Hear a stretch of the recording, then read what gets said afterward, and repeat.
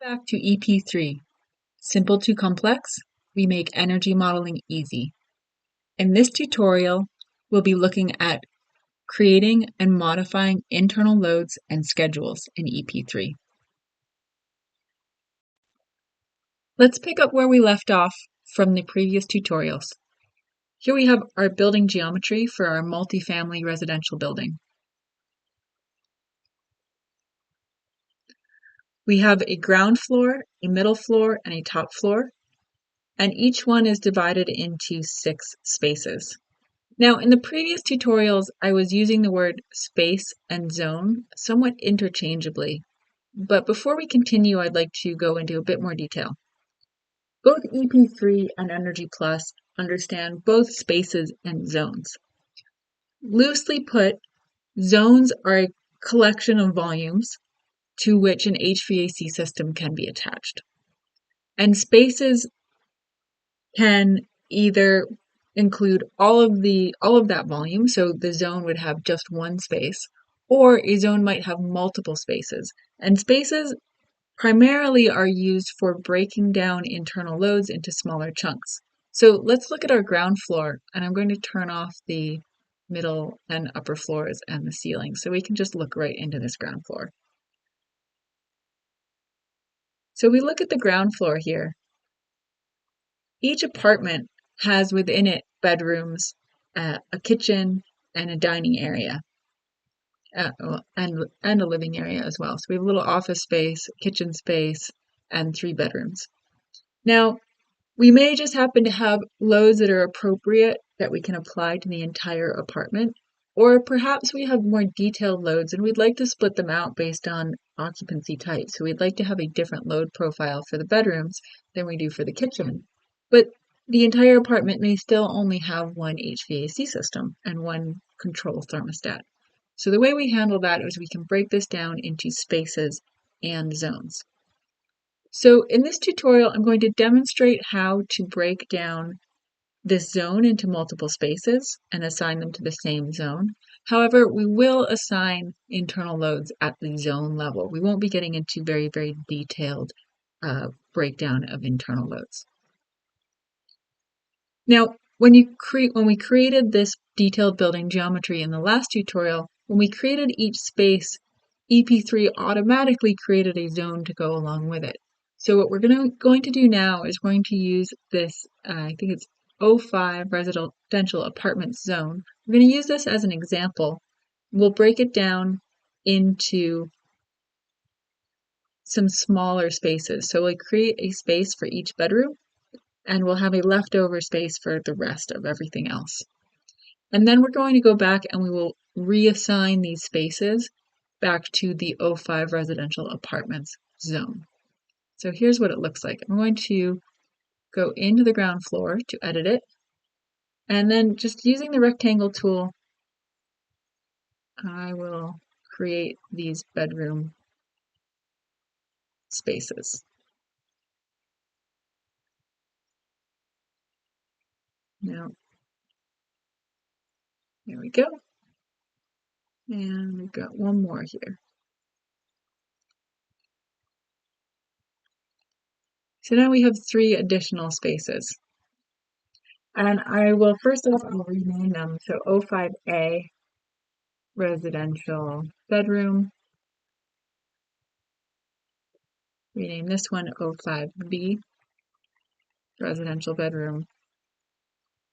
And 05C, residential bedroom.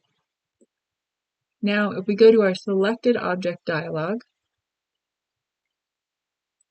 and I go to 05 residential bedroom, now this first entry right here is the name of the zone that this space is assigned to. Right here we can see that we're looking at a space, and the zone name is ground floor 05A residential bedroom. So that is the automatically created zone that that EP3 generated when we created this space.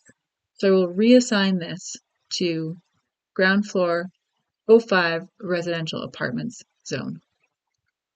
And I'll do that for the other zones as well.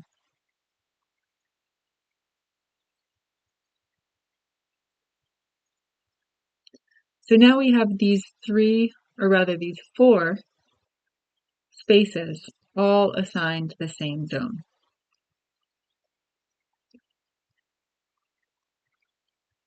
Then we're going to regenerate the interior and exterior walls for this floor so that each space actually has its own interior walls, and also the exterior walls here need to be divided between this general space and the bedrooms, and again here. So if we select the ground floor and look at our selected object dialog, we can click interior walls and then also exterior walls.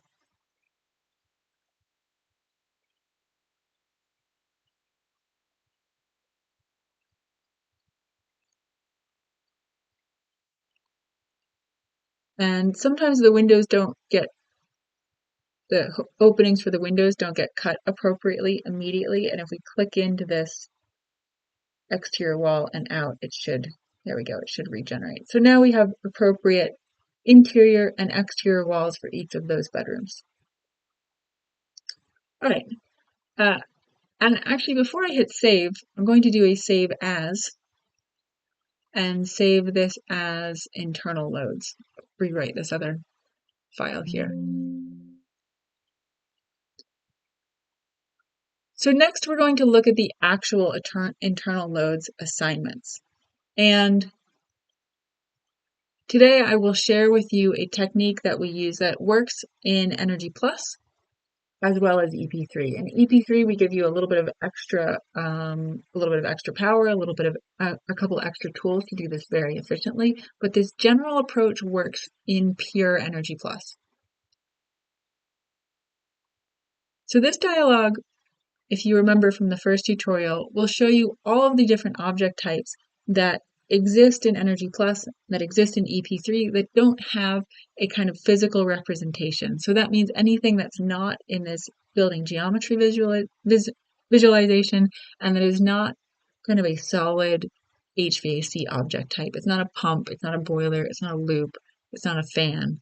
So here we have schedules, we have internal loads, we have infiltration objects, we have materials, all of those things end up here.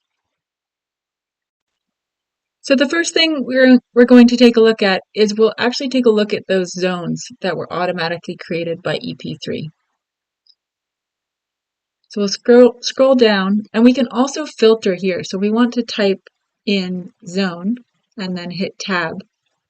We can filter this list to only the object types that have zone in the name. So I'll click on zone, and we'll notice that there are a couple down here that say in parentheses, no spaces assigned. So this is the zone that was automatically created for the residential bedroom 5A, 5B, and 5C.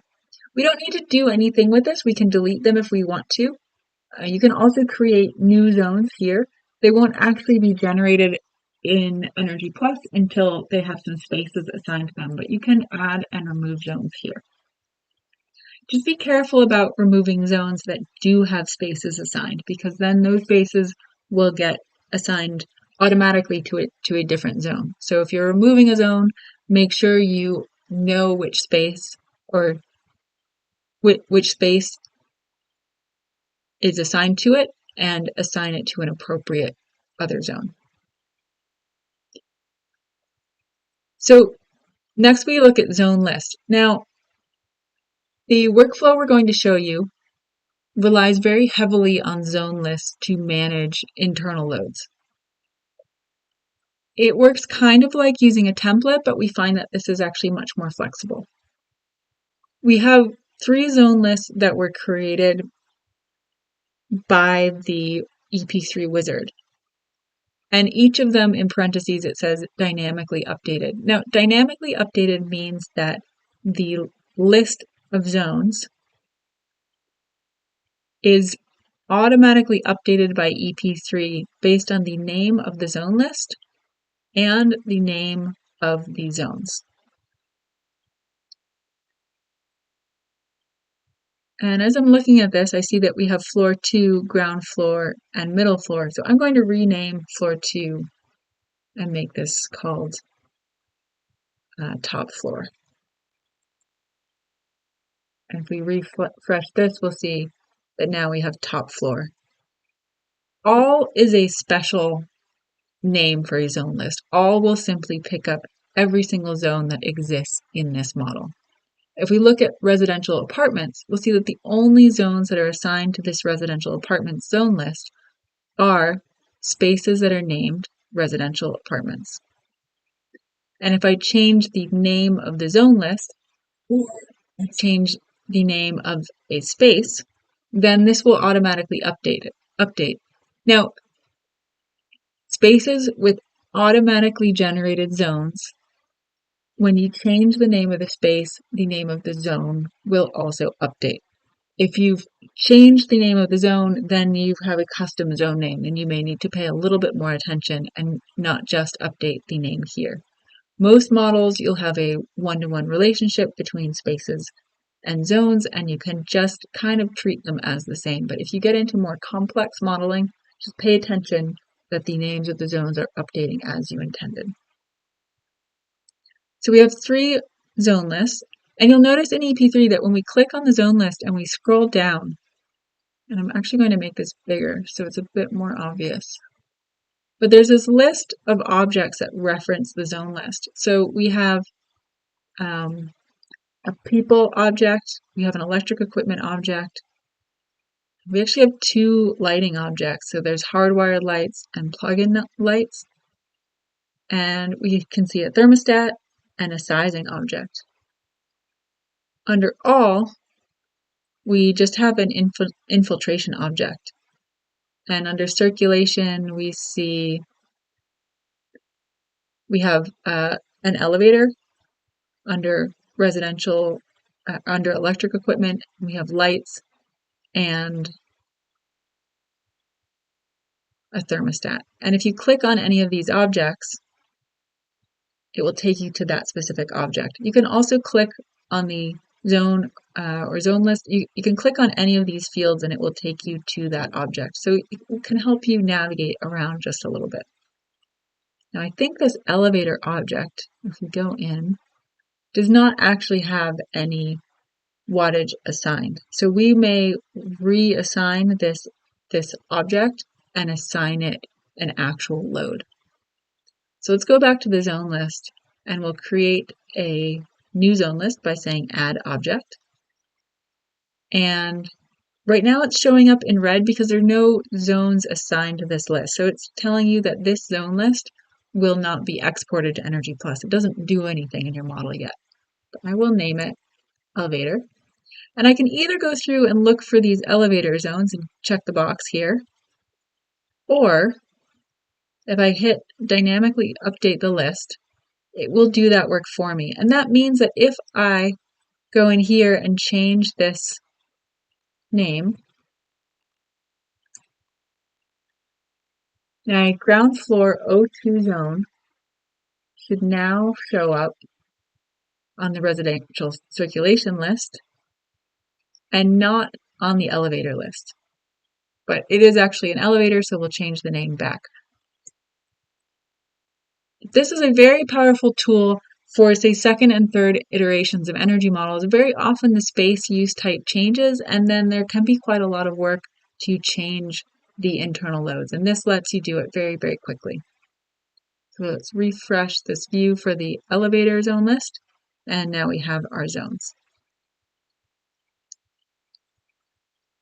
Most of the elevator loads are actually going to happen in an elevator machine room, which was not shown on the drawings, but let's go ahead and create one.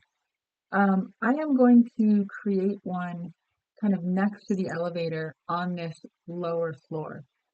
So let's go and take a look at our ground floor plan. Going to go ahead and edit it and just going to close that space. So I have a new space here and a new space here. Delete this one. And this one I will call 07.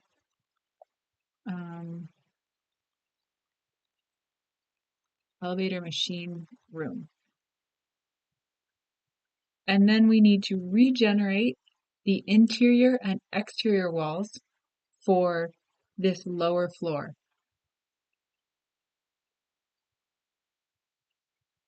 It's popped up on my other screen, but we can look at the selected object dialog for the ground floor. There we go, and we'll say, oh, before we do this, we need to also adjust the roof for this floor. So same thing, I'll just close this and delete this space. All right, now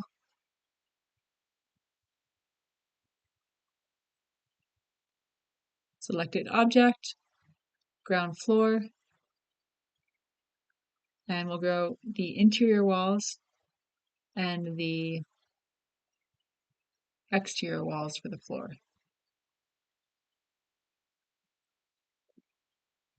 So let's just take a look and make sure everything happened the way we want it to. I can turn off some of these other floors just so we get a really clear view.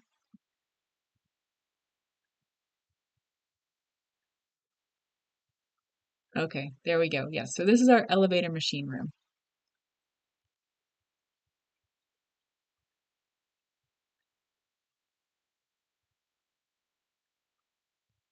And if we look at our zone list for the elevator,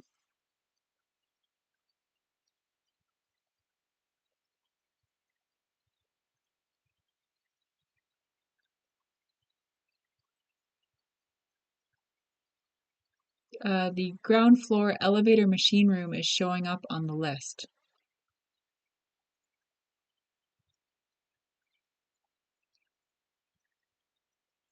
So this ground floor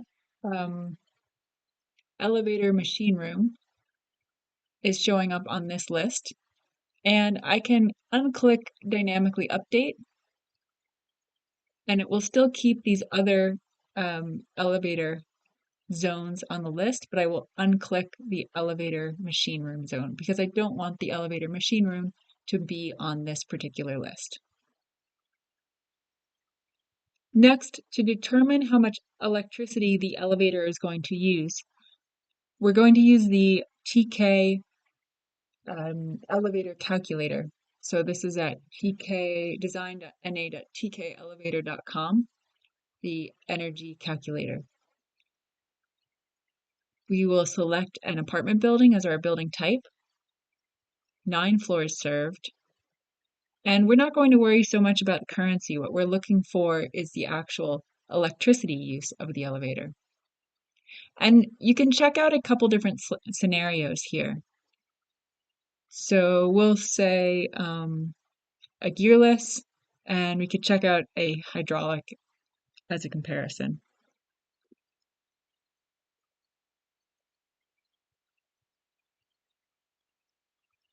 There's one elevator, and we'll make it 250 feet per minute. Or this one, hydraulic, can only go 200, so 200 feet per minute. LED lights. And we'll just allow the automatic shut off. And then we'll say calculate.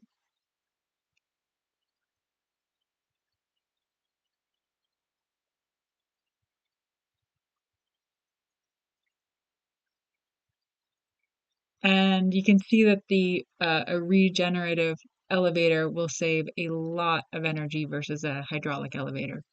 So we're going to go ahead and model the regenerative elevator. There are a couple of different categories here. We have the cab exhaust fan, cab lighting, machine room cooling, and then the elevator itself. So of those 4, we will model as a load the exhaust fan and the lighting. We'll put those into those elevator zones. We'll put the elevator electricity use itself into that elevator machine room. And then the machine room cooling we will handle with the HVAC systems. Coming back to the energy model itself, I need to know the square footage, the area of the elevator spaces. So I open the default tray over here. This is the SketchUp default tray. If you don't see this, you can go to Window Default Tray and you should be able to open it up. And we want to look at the entity info. So make sure this box is checked here. So look at entity info and it will give me the area. So this is in feet. And we need to multiply that by 9 to get the total area of the actual elevator spaces in this building. So I'm going to start a spreadsheet. Elevator area. So we have, what was it? Was 30.25 square feet.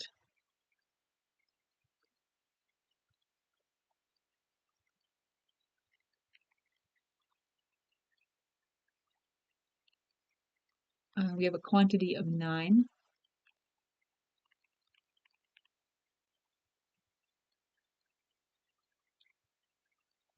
Oops.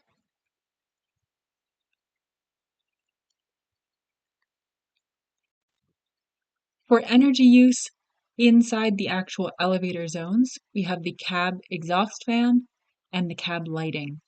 So 31 plus 17 kilowatt hours per year.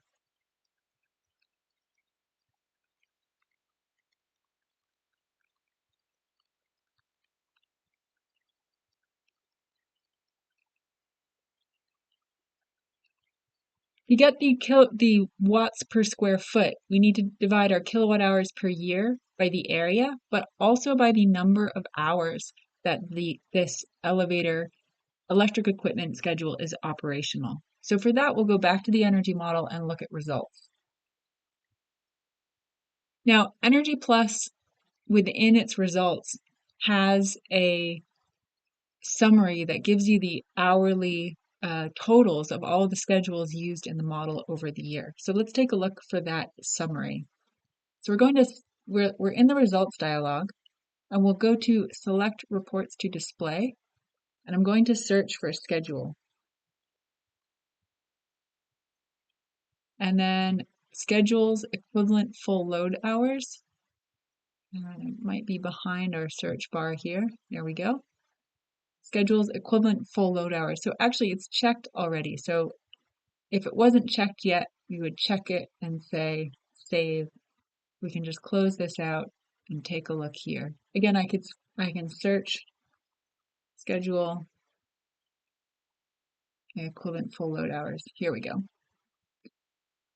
Now, which schedule is the relevant schedule? Electric equipment. We actually haven't created the elevator schedule.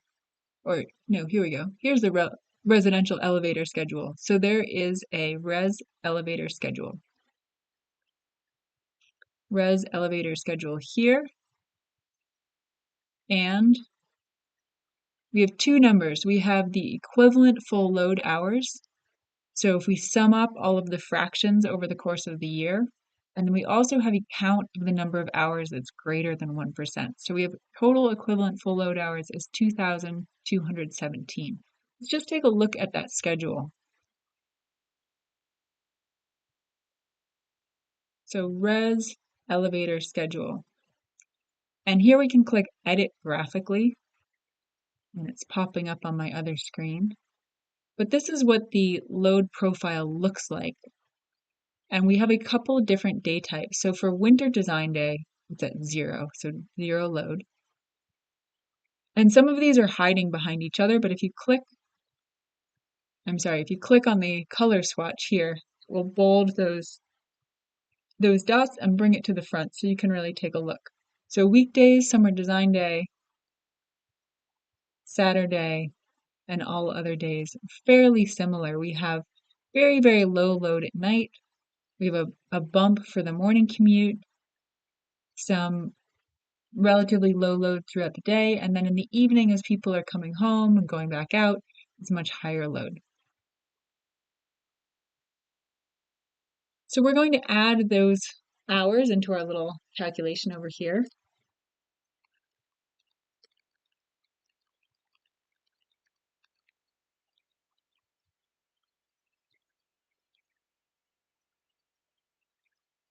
and that was 2,217. So to get the watts, let's just calculate watts for now. So we have the total kilowatt hours per year times 1,000 and divided by the number of hours. And then watts per square foot is going to be this divided by our total square footage. So it's quite low. It's about 0.08 watts per square foot.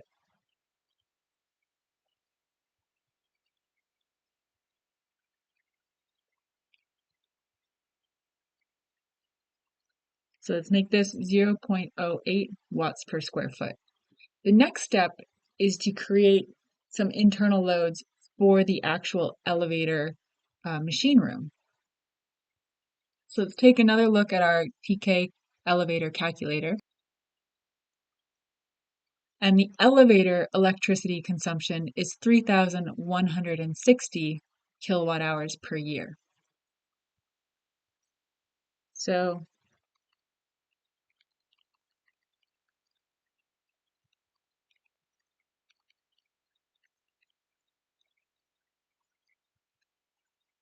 $3,160. Now, I did watts per square foot for the individual elevators because we have 9 floors. And so it's much easier to figure out a watts per square foot than to figure out total watts per zone, although we could have done that. For the elevator electricity, I just need to know the watts in this particular space. It doesn't matter how big it is. You may want to do that because it's much easier to compare loads in a space when it is in total watt, or I'm sorry, in terms of watts per square foot instead of total watts. But in this case, let's just look at the watts for the space. So we'll take our total kilowatt hours per year, multiply by 1,000 to convert to watt hours, and then divide by the total number of hours, which is the same schedule. And we have 1,425 watts. So in our energy model, we can create a new electric equipment object, and I'll call it elevator mechanical. And here I can select a zone or a zone list, or a space or a space list, but we will select that ground floor. Where are we? Ground floor elevator machine room zone. And the schedule will be the res elevator schedule. The calculation method will be equipment level. So we can choose equipment level, watts per area, or watts per person. And you'll notice that as I'm mousing over, I'm getting some tooltips about what these things mean. So if you have any questions about what the inputs are, the first place to look for answers is to just give a little pause and see what the tooltip tells you. So equipment level, and that was 1,425 watts.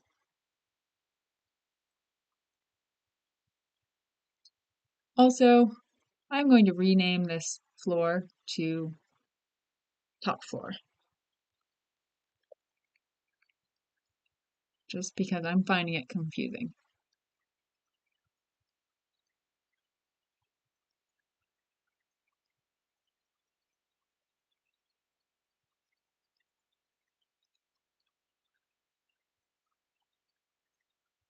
So let's see, for electric equipment, we now have elevator mechanical, we have the elevator itself, we have residential plug-in equipment.